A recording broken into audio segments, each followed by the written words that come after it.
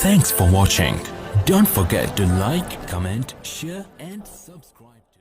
اب آئیے بلا تاثر تمہید ہم چاہیں گے کہ خطیب اہل سنت پاسبان مسلک اعلیٰ حضرت علامہ ابو ذر غفاری صاحب قبلہ کو مائک کے حوالے کرو. استقبال کرتے ہیں نعرہ تکبیر، نعرہ رسالت، جشن آمد رسول، آمد مصطفیٰ کانفرنس. منبر رسول پر رونق افروز علماء فضول ومدحانان رسول، حاضرین مجلس و پردہ نشین خواتین، السلام علیکم ورحمۃ اللہ وبرکاتہ.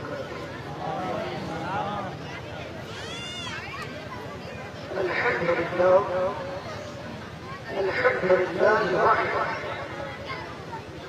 والصلاة والسلام على من لا نبي بعده وعلى آله وأصحابه الذين اتبعوا نهجه. أما بعد، فقد قال الله تبارك وتعالى في القرآن المجيد والفرقان الحميد: أعوذ بالله من الشيطان الرجيم، بسم الله الرحمن الرحيم. وأما بنعمة ربك فحدث. صدق الله العظيم.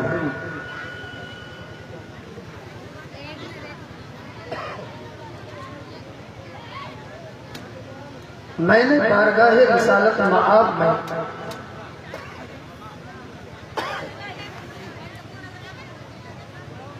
منظوم خراج عقیدت پیش کرنے کی کوشش کی ہے. ابھی مجھ سے پیشتر بہت ہی اچھی آوازوں کے مالکان نے بہت ہی اچھوتے انداز میں نعتہائے مصطفیٰ کے گلدستے پیش کیے، اور میرے بعد بھی بہت سارے شعراء اعظام تشریف فرما ہیں جن کے کلام آپ کو سماعت کرنے ہیں. آج کی اس عظیم الشان جلسے کی سرپرستی ناصر قوم و ملت حضرت علامہ و مولانا ناصر علی فیضی دام ظلہ علینا فرما رہے ہیں، اور اس کی صدارت آپ کے خطیب و امام حضرت قاری شہباز انور قادری صاحب فرما رہے ہیں. ساتھ ہی ساتھ اس کی قیادت آپ کی بڑی مسجد کے خطیب و امام حضرت مولانا عبدالستار صاحب قبلہ فرما رہے ہیں. ان علمی شخصیات کے درمیان یہ ناچیز کچھ دیر گفتگو کرنے کے لیے حاضر ہوا ہے. انشاءاللہ العزیز قرآن کریم کی آیات اور احادیث مصطفیٰ اور صحابہ کرام کے احوال کے ذریعے سے میلاد مصطفیٰ اور عید میلاد النبی پر گفتگو کرنے کی کوشش کرے گا. لیکن میں بھی کچھ منظوم خراج عقیدت بارگاہ رسالت مآب میں پیش کرنا چاہتا ہوں کہ کرے رشک جس پہ یہ مہر و ماں وہ میرے نبی کا جمال ہے.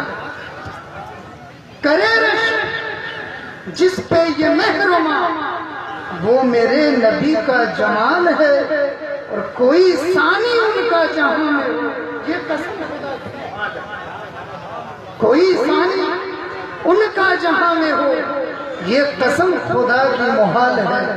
اور میرے نبی کا اختیار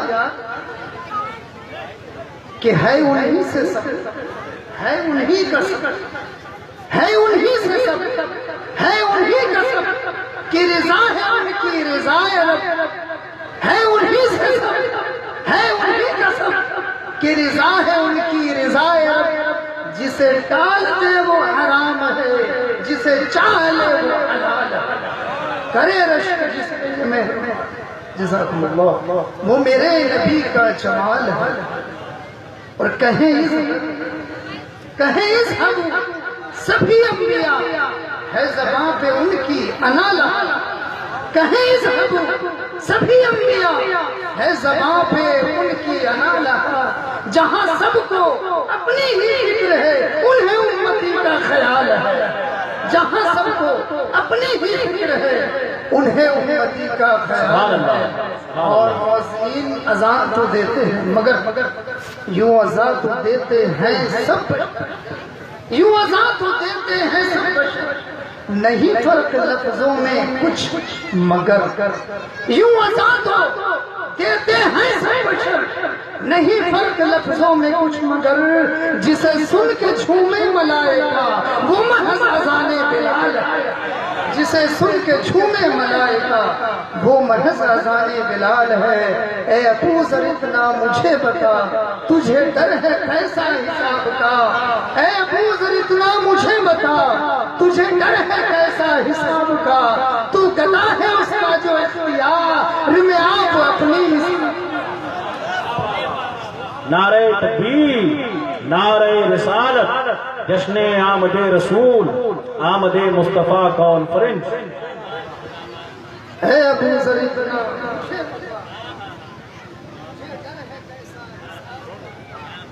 گدا ہے اس کا جو اختیار میں آپ اپنی مثال ہے۔ یہ علمی شخصیات آج جو آپ کے روبرو ہے یہ اس بات کا پتہ دے رہی ہے کہ حضور جلالت العلم ابو الفیض حافظ ملت علیہ رحمت و رضوان کے قدم ناز کی برکت کا نتیجہ،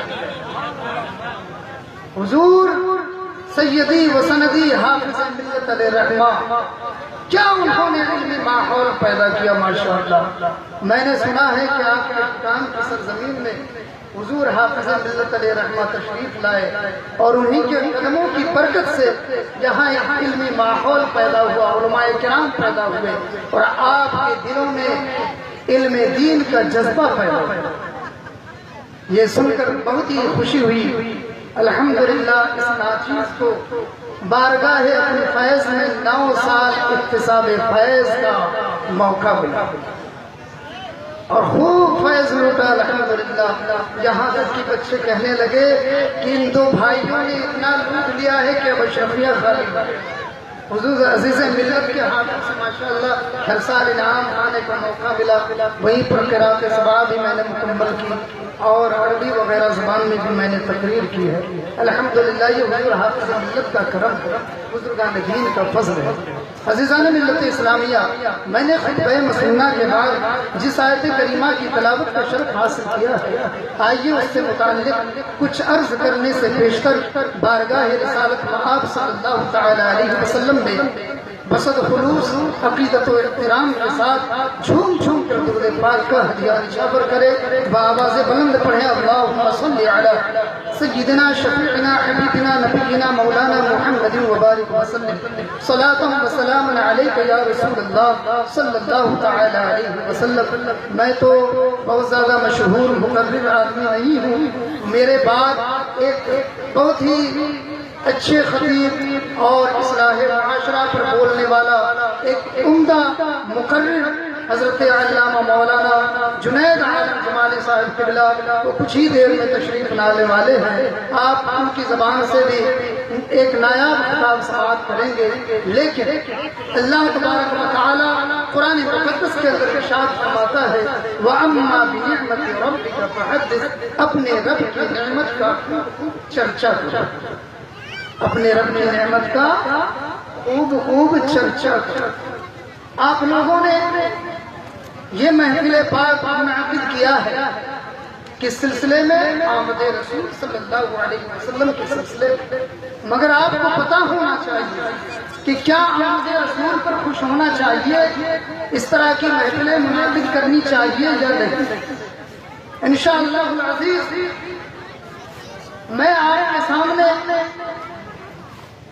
یہ ثابت کرنے کی کوشش کروں گا کہ میلاد رسول قرآن سے بھی ثابت ہے، حدیث سے بھی ثابت ہے، صحابہ کرام کے احوال سے بھی ثابت ہے۔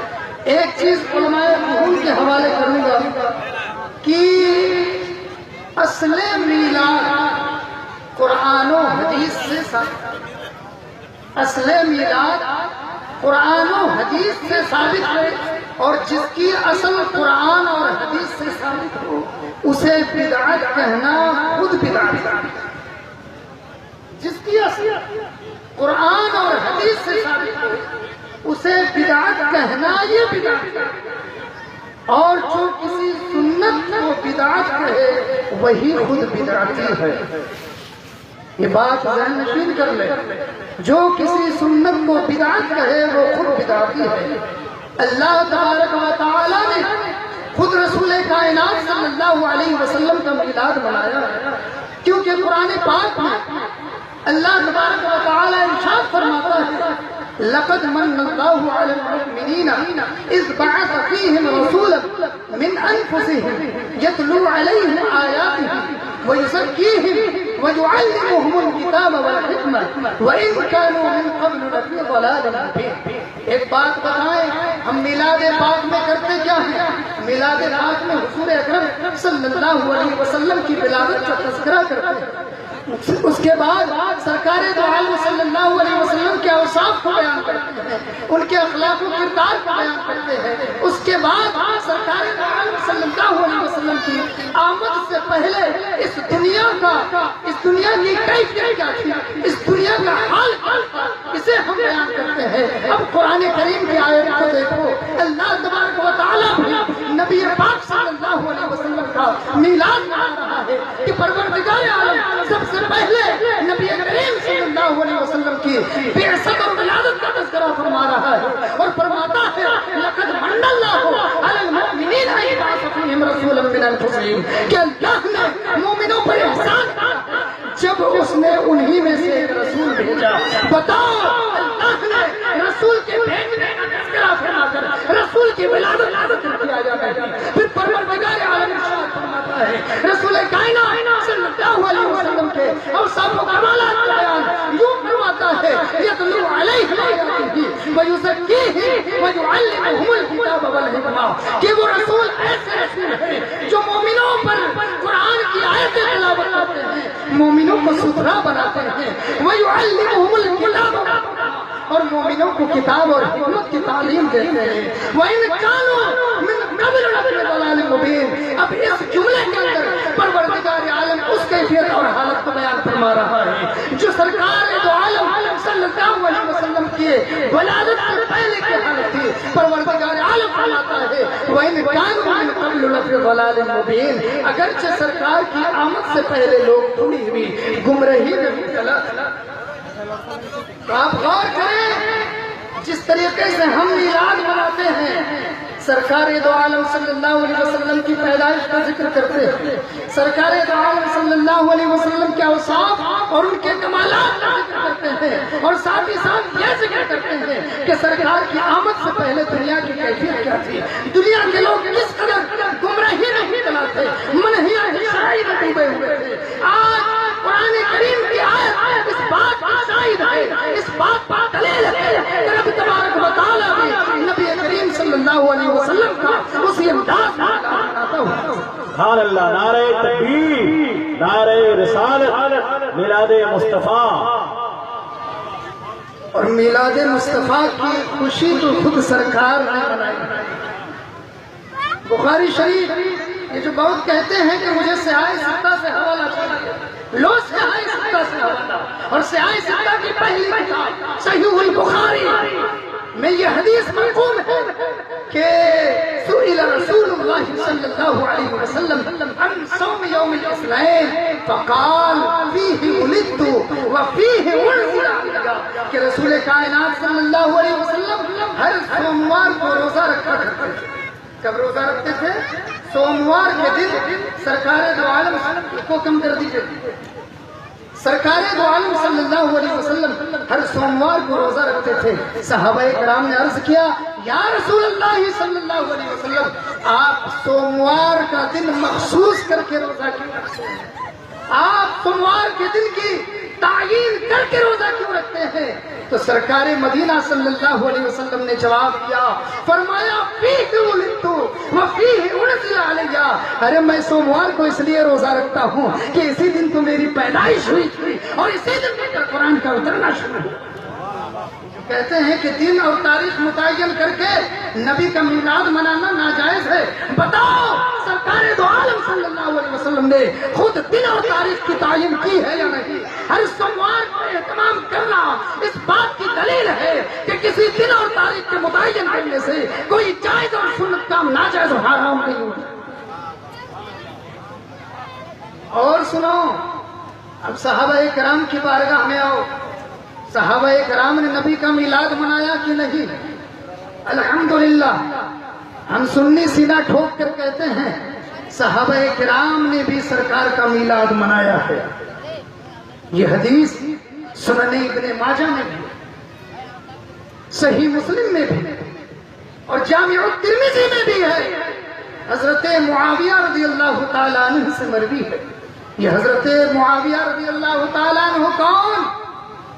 یزید پلید کے والد محترم، بہت بڑے صحابی رسول تھے جن کے بارے میں سرکار دو عالم صلی اللہ علیہ وسلم نے دعا کی تھی، اللہم اجعلہ ہادیا و مہدیا واہد بی، اے اللہ معاویہ کو ہادی بنا، مہدی بنا اور اس کے ذریعے سے دوسروں کو ہدایت دے۔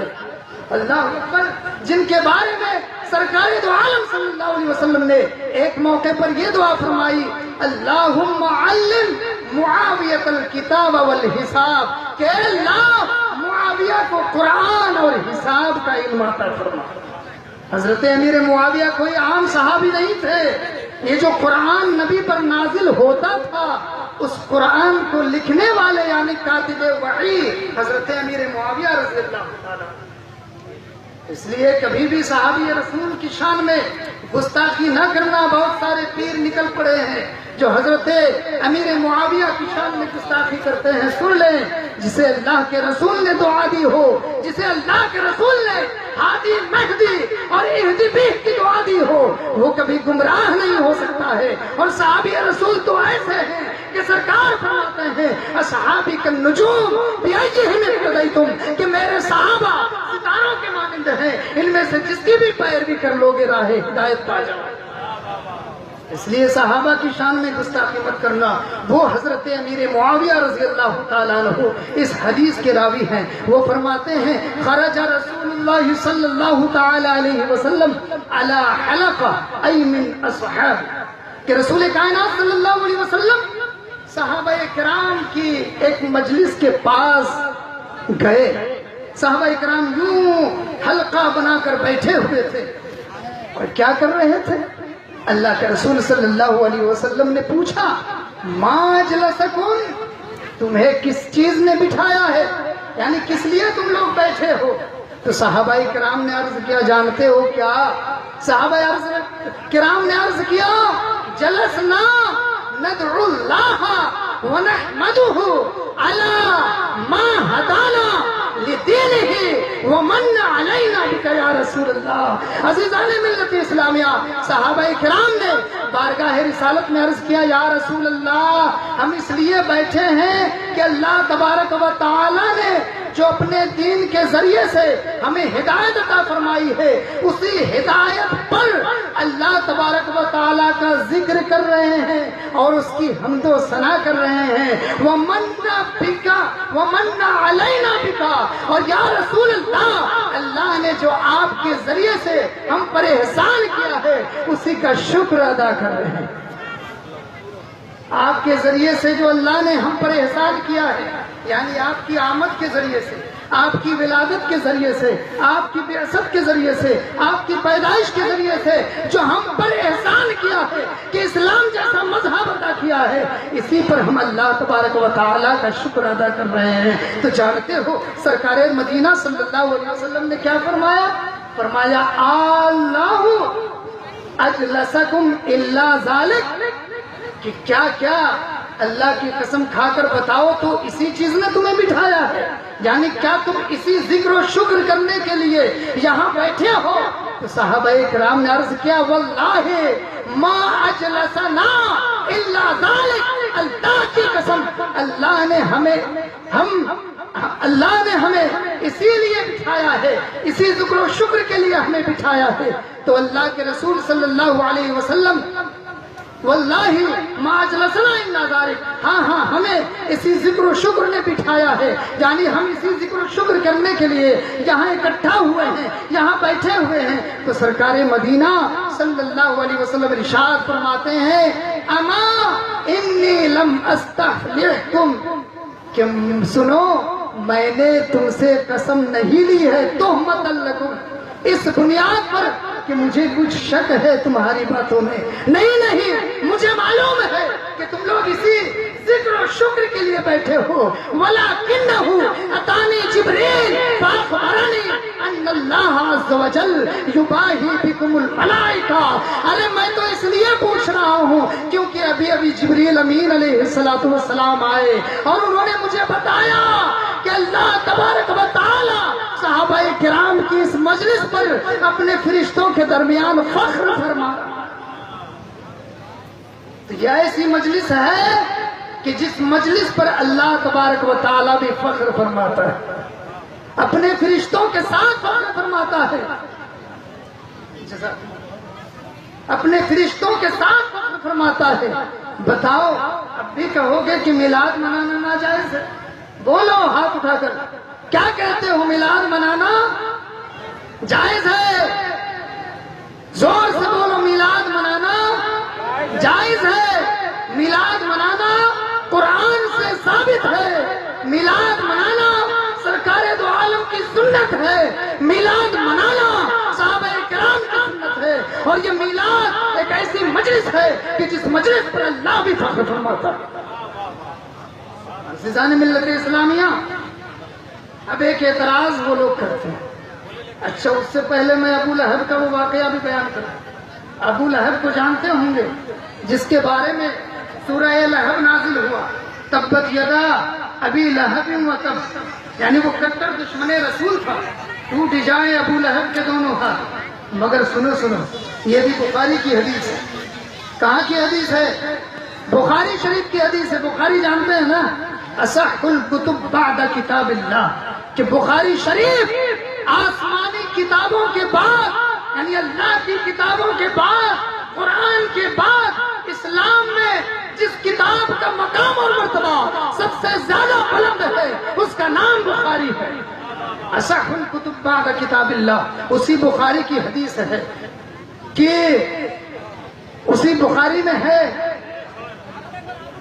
اریا بعض اہلہ بشر خیبہ، کہ ابو لہب کے مرنے کے بعد اس کے گھر والوں نے ابو لہب کو بری حالت میں دیکھا تو پوچھا ماذا لقیتا، اے ابو لہب تو نے تو زندگی بھر رسول کی دشمنی کی ہے، زندگی بھر نبی کریم صلی اللہ علیہ وسلم کی شان میں گستاخیاں کی ہیں، حضور کا تم نے مذاق اڑایا ہے، ماذا لقیتا، اب تو بتا تیرا حال کیا ہے، کیا حال ہے تیرا، اللہ تبارک و تعالیٰ نے تیرے ساتھ کیسا سلوک کیا ہے۔ بخاری کی حدیث ہے۔ ابو لہب نے کہا لم الق بعدکم، اور دوسری حدیثوں میں ہے لم الق بعدکم راحہ، کہ